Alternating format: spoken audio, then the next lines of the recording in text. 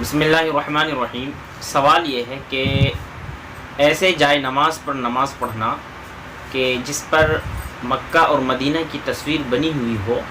تو کیا ایسے جائے نماز پر نماز پڑھنا صحیح ہے؟ تو جواباً عرض ہے کہ وہ جائے نماز، وہ مصلی کہ جس پر مکہ اور مدینہ کی تصویر بنی ہوئی ہو، اگر وہ پیروں تلے آتی ہو تو بے ادبی کی وجہ سے ایسے مصلی پر نماز نہیں پڑھنا چاہیے۔ ہاں، اگر پیروں تلے نہ آتی ہو بلکہ وہ سر کی طرف اس کا حصہ ہو تو پھر اس مصلی پر نماز پڑھ سکتے ہیں۔ اسی طرح اس بات کا بھی خاص خیال رکھا جائے کہ جس مصلی پر مکہ اور مدینہ کی تصویر بنی ہوئی ہے اور اس مصلی پر حالت نماز میں، یعنی نماز پڑھنے کی حالت میں اس پر نظر پڑے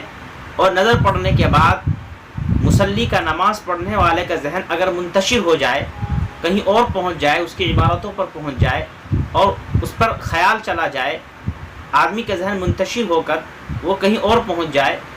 تو پھر ایسے آدمی کو ایسے مصلی پر نماز نہیں پڑھنا چاہیے،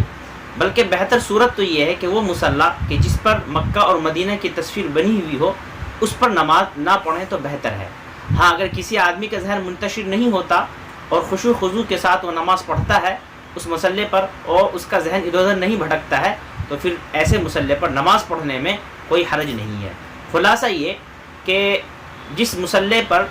مکہ اور مدینہ کی تصویر بنی ہوئی ہو اس پر دو باتوں کا خاص خیال رکھنا چاہیے۔ ایک تو یہ کہ اس مصلی کی، اس تصویر کی بے ادبی نہ ہو،